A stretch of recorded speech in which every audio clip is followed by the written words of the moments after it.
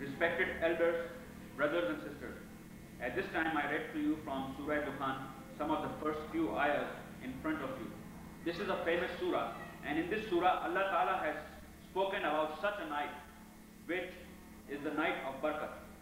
Even though in the Quran Allah Subhanahu wa Ta'ala has mentioned other nights of Barakat too, that is the night of Qadr, that is Laylatul Qadr, or night of power, or Laylatul Isra, that is the night of Miraj. Allah Subhanahu wa Ta'ala has talked about Miraj and Laylatul. There's an intellectual difference between Laylatul Miraj. The distance between Masjid al-Haram and Baitul Maqdis is Isra, and the distance from Jerusalem to the seventh heaven is Miraj. But together they are known as Laylatul Miraj or Baitul Miraj. This is also mentioned. There's also mentioned another night which has reference in the ayat of Allah Subhanahu wa Ta'ala. In the Quran Majid, Allah Subhanahu wa Ta'ala has sworn by 10 nights and 10 days. And a promise is always made of those things which require respect, have importance, and taqaddus or sanctification. And I have tried to explain this before, that if you swear by something, then be sure it is something that demands the most respect and reverence, as no one promises upon a useless or decadent thing. Those people who are used to swearing by their eyes, head, and their parents, this is not the way to swear in Islam. In fact, it is prohibited in Islam to swear like this. But what I'm trying to say is that the person who swears by his eyes or head never swears by his legs. As when he swears, he's swearing by the most important parts of his body, that is eyes, head, etc. In the same way, the promise is made of a very powerful and all-knowing person, which is Allah, or of his saying, which is his Quran. So like I had mentioned, when Allah Subhanahu wa Ta'ala had sworn of the 10 nights and 10 days, it is meant, night by night is meant both day and night. Because in our way, the real thing is the night, and what is the date of the night is hence the date for the next day in the Islamic calendar. I promise by Fajr, and I promise by the 10 nights. Full Fajr, Walilal, Ishq. Some people said, these are the 10 nights of Zilhijjah. Some said, these are the 10 nights of Ashra Muharram, and 10 days. But anyway, these 10 nights which were mentioned, they also, Allah Subhanahu wa Ta'ala has mentioned other nights in Quran, so there is no reference. Night is night.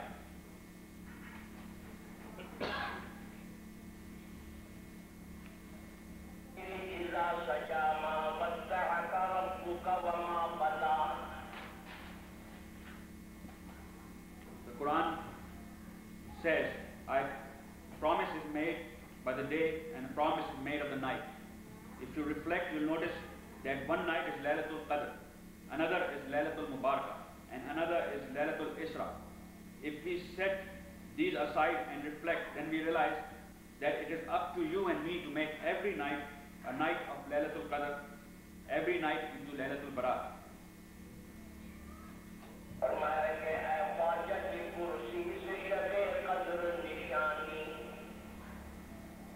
I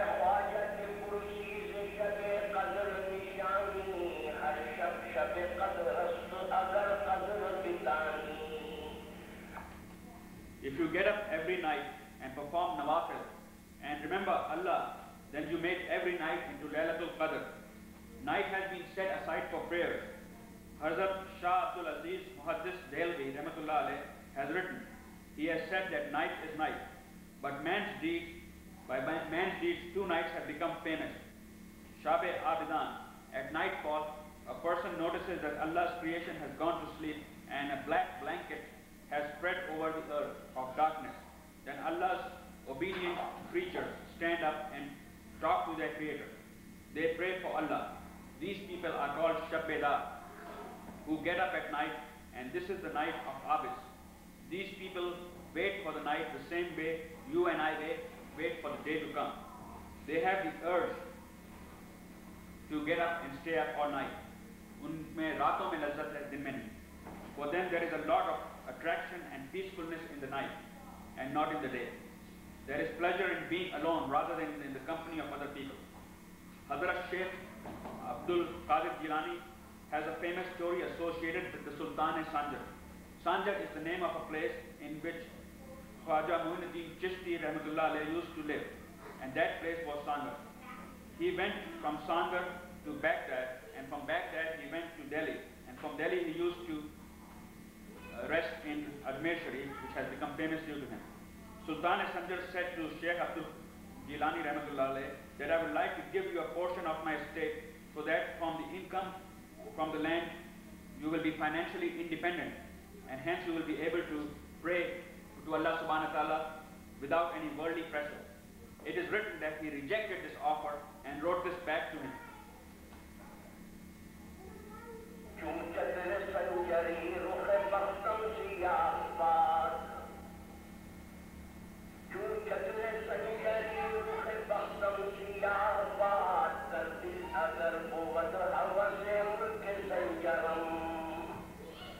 Even the umbrellas of Sanjar are famous.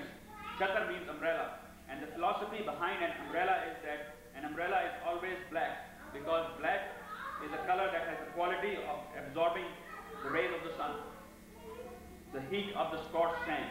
This quality is not found in yellow color, green color.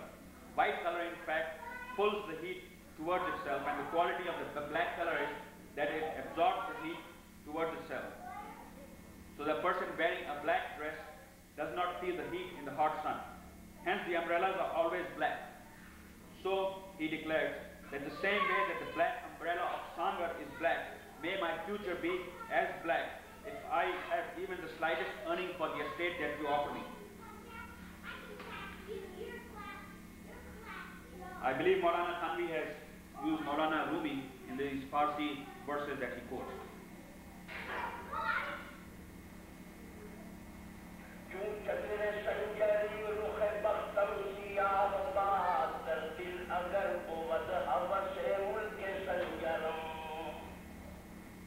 I don't care about your Sangar, kingdom of Sangar. Why?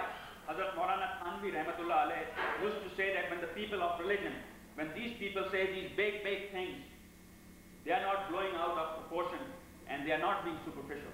Always remember that when a person who has money in his pocket, if he brags about something, it will eventually come out that, well, he has the money. But somebody who has a dip in his pocket and who talks about big things and brags about doing this and that, it comes out that his words are meaningless when he speaks out. He went on to say that these people of Allah who turn down wealth and say no to sultans, they also have their own kingdoms. That is why they do not think much of worldly kingdoms, of the sultans and those who have nothing, and they have difficulty of giving it up. So it turns out that when he is saying no to the estate of the sultan, he has something in his possession. It is the time of Alamgir Rahmatullah Alayh. He had the son Shah Jahan, and Shah Jahan had another son named Dar-e-Shikoh. There was a struggle between the two sons. Dar-e-Shikoh was not religious. Alamgir was God-fearing. Aurangzeb or Alamgir was his name. When Alamgir became king, he heard of a fakir who used to roam in the jungle without any clothes. He was a Majnun. Some people have said that he was a spy for Afghanistan. But Hazrat Maulana Thanvi Rahmatullah alayhi has said that his poetry had so much devotion to Allah that the heart simply cannot accept that he could be a spy. He really was a pious, God-fearing man, but he was indeed a Majnun. So Alamgir Rahmatullah alayhi waited to get to the bottom of this and find out if he really was a faqir or an impostor. So he waited to investigate, and so he sent two people to find out what the true story was. One was a secretary in his cabinet, and another was a rich man. So they went and talked to him, and this is the report they gave to Alamgir. Alamgir के सामने जो report दी है वो ये report है। उन्होंने कहा कि बरसरमते बरहन करामात तुहमतस्त, नंगे फिरने वाले सरमत के ऊपर करामत का शुभा करना, ये उन पे इल्जाम लगाना है। अरे वो तो एक लफंगा आदमी है, वो मजलूब बजूब कुछ नहीं। बरसरमते बरहन करामात तुहमतस्त, कश्फे के ज़ाहिरस्त अज़ू कश्फे औरतस्त। To say that this nude man is a pious man, a God-fearing man, is a disgrace. He is a nude miscreant who is up to no good. That's what the Secretary of State said. So Alamgir gave his judgment and said, take this dish and put an elegant dress and a bunch of money and go and present these to this man and say that Alamgir Aurangzeb has sent these two garments for you to wear and this money for you to enjoy yourself. When Aurangzeb sent these to Hazrat Sarmad, and when they reached him, he sent these garments back in a fit of rage, and he said, take these clothes back to the emperor and tell him these two couplets from my side. What were these two beautiful verses? वो दो शेर क्या थे? फरमाया कि आकाश के तोरा ताजे जहां बानीदार, आकाश के तोरा ताजे जहां बानीदार, मारा हम असबाब परेशानीदार। जिस खुदा ने तेरे सर पे ताज रखा है, उसी खुदा ने मुझे नंगा फिराया है। आकाश के तोरा ताजे जहां बानीदार, मारा हम असबाब परेशानीदार। पोशांग लिबास हर गिरा है बेदीद, पोशांग लिबास हर गिरा है बेदीद, बेहै बारा लिबास उलियानीदार। The God that has put a crown on your head, he is the same God that makes me roam naked. Those people who had scars and blemishes on their body, they wear garments to hide these. But by the fazl of Allah, my body is free of blemishes, hence I do not require any garments to cover them up. Take these back, take them back. A penniless man, Madzu, talks to a king of his day in this manner. You please reflect and tell me, is he really a pauper? Does he really have nothing to talk about? Upon reflection, it is easy to say that Aurangzeb has the worldly wealth of palace and gold, but Sarmad Sahab also has some wealth because he is so proud. This is the reason Allah has given him so much courage of waqar that he returned the clothes and talked in such a way to the king of his day. So what I was saying is that Hazrat Abdul Qadir Jilani returned these clothes, and he went on to say,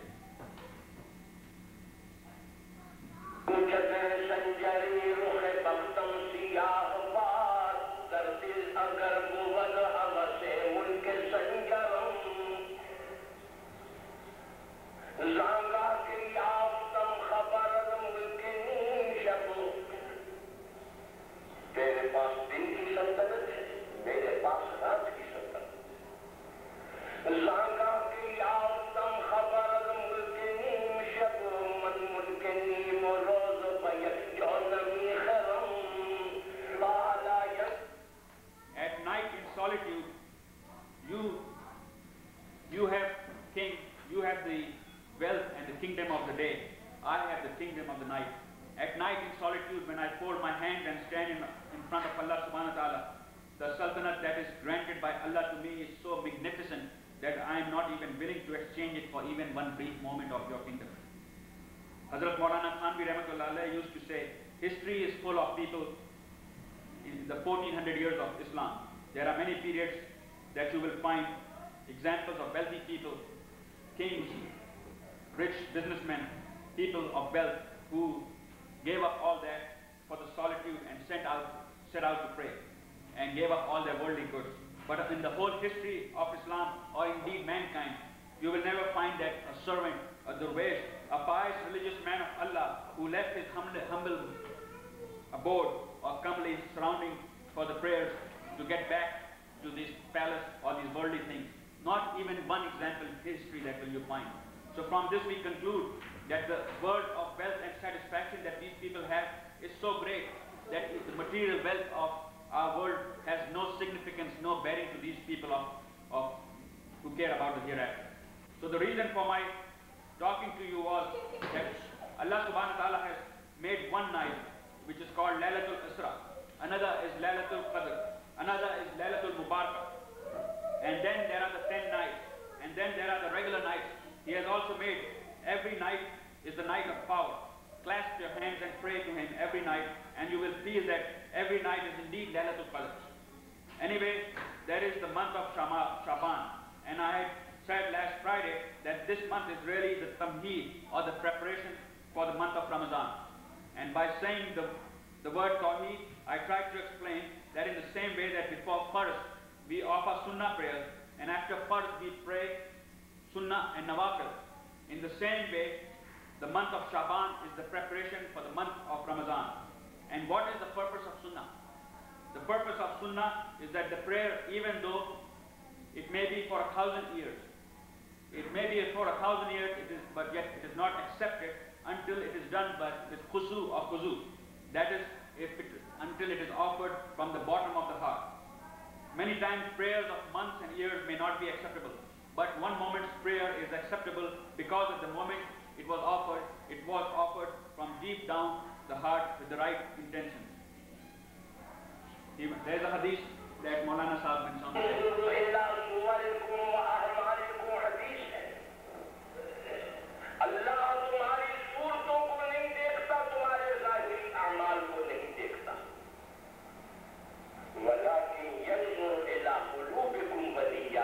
लेकिन वो तुम्हारे दिल की हालत को देखता है, वो तुम्हारी नीयतों को देखता है। मालूम हुआ हाथ इबादत काबिल कबूल नहीं है जब तक उस इबादत में रूह और रंग न पैदा हो जाए। The English translation to this hadith is that Allah does not care about your looks and your outward mannerisms. He looks at the condition of you and your heart, and the intention that you have, whether you are trying to impress somebody or whether you are really doing it because you want to please Allah. You will say it is very hard for us to be fully devoted and pray with 100% concentration. We can just do the bodily exercises and they should count as good deeds towards the reward. And the obligatory prayers and rakats are taken care of, and then that means if we do our farz, we have done enough. Allah should be happy.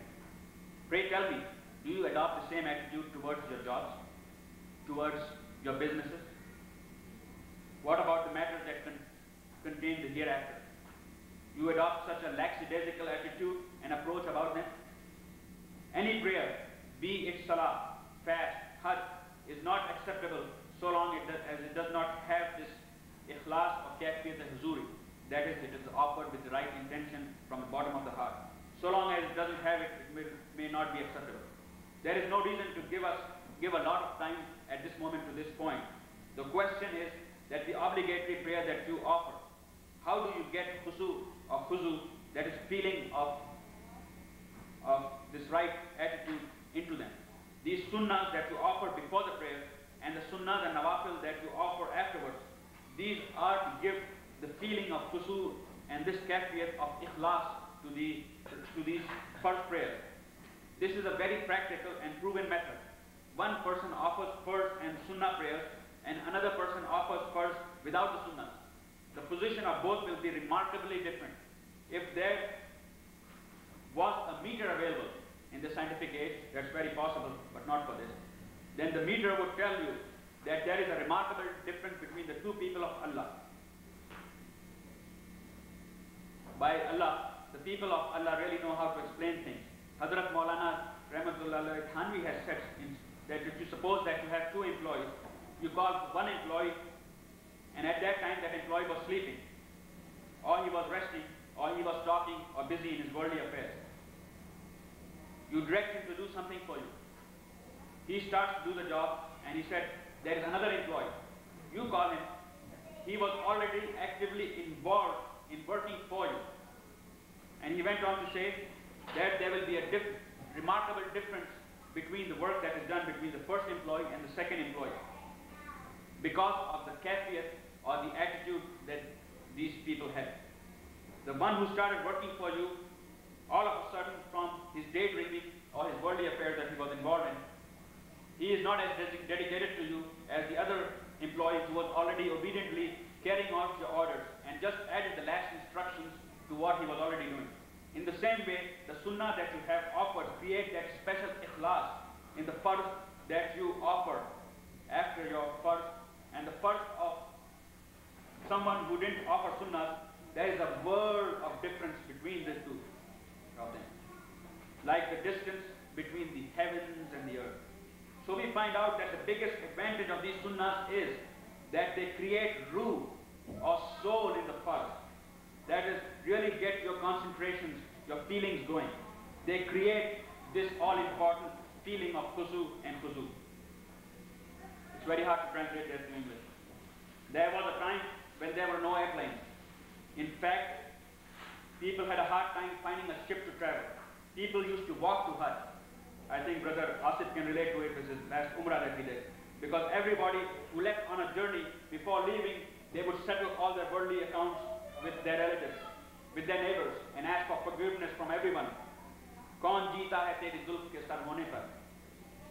This is a walking journey. Many caravans will pass. Who knows whether you will lose your life or survive. It used to take such a long time, but when he came back, it seemed like he was clean and as pure as a newborn baby. It took such a long time to get there. And by the time you reach there, you already reached a feeling of being close to Allah subhanahu wa ta'ala. He left his home with a great challenge ahead of him. Kafiyat huzuri pe majboor the. 1 month passes in journey. 2 months or even 3 months go by. It is as if he's practicing every day to visit the house of Allah, to be in Kaaba. But you have seen that today a man gets up out of his bed. He goes to the airport. In a matter of hours, he is in Baitullah. Today there is no such kafiyat huzuri in the modern person who makes this blessed journey with such ease versus the old timer with all his hardships to the journey. So before making his visit, the condition of his heart changed due to the time involved in the trip. And we find out this, that the condition of these people will be very different from those people of the old time. And so in the same vein, Ramzan is upon us very soon. Those people who are here today, even though they are few, on this blessed night of Shaban, there will be a remarkable difference between those people who are here today in preparation for the month of Ramadan to come, versus those who will show up and fill this mosque in the month of Ramadan. In the month of Shaban, there is one night that Allah subhanahu wa ta'ala has told, and that night which is to come is in Ramadan. The night is called Laylatul Qadr. The name of this night is also Laylatul Mubarak. And this night in Hadith, Allah subhanahu wa ta'ala has called it Laylatul Baraat. People say Shab Baraat. Shab Baraat is not right. Baraat is the procession that goes with the bridegroom. That is called Shab Baraat. This is Shab Baraat. Laylatul Baraat. Baraat means to bury. That is to get rid of. Bury from suffering. Get rid of suffering. Rid of sins. Or not to receive the wrath of Allah subhanahu wa ta'ala. This is Laylatul Baraat or Laylatul Mubarak. Some ulama have said that there is no mention of the 15th of Shaban in the Quran anywhere, because they have a problem. Because in the Quran it is said that we gave you Quran in one night, and that is the night of Laylatul Qadr. And that is the 27th night of Ramadan, or one of these odd nights in the last 10 days of Ramadan. And they said that if we accept that Laylatul Mubarakah is the 15th of Shaban, then what will we tell the people? What is this? Quran was revealed in Laylatul Qadr, in the odd nights of Ramadan, or on the 15th of Shaban. Which of these two things is correct? So there is only one solution to this dilemma, that Laylatul Qadr and Laylatul Mubarakah are one in the same night. These are both the same nights, and that is the night in the Ramadan. Therefore, there is no mention of this night of Shaban in Quran Majid. Well, it may be true that there is no mention in the Quran of this night, but remember that our Shariat is not only composed of the Quran, our Shariat is also composed of Hadith, Ijma'i Sahaba, or the gathering of the followers, and Qiyas. The foundation of our Sharia is based on these four mighty pillars. What is proven by Quran is Hadith. What is proven by Hadith is Sharia. And what is proven by Ijma is also Sharia. And what is proven by Qiyas is also Sharia. If there is no mention in the Quran, okay, let's accept it as such. But there is a group of scholars, Munafiqeen, that says there is mention of in the Quran of Laylatul Mubarakah, that is the 15th of Shaban, and Laylatul Qadr, the 27th of Ramadan, regarding the point that the world will say the Quran was revealed on the 15th of Shaban or the 27th of Ramadan. How will we reconcile that effort? How can we have the same event on two different nights? These are not two different things. There is a difference in the way of understanding, of thinking. There is one section of young people who see that there is a difference of opinion, and they say right away, unfortunately, guys, let us put this Sharia and these Quranic things in the back burner. It is not understandable. Sometimes it says something, sometimes it says something. They don't really make sense. In another hadith, God has forbidden, and He has said, there is one point in one ayah and another in another ayah. Even though Quran Kareem challenges mankind. If this book is written by some scholars at a school of learning, or if it is written by any mortal, then you will find contradictions. You will find contradictions in some place or another. But in the Quran Majid, there are no contradictions at any place. It is a matter of simply misunderstanding or not understanding properly. Like some people say, that it came in the hadith that the Prophet ﷺ said that his greatest love was for Fatima Zahra Rahmatullah alayha. And in another hadith it was also said that his greatest love was for Abu Bakr Siddiq Rahmatullah alayhi. And in a third hadith we find that the Prophet said that his greatest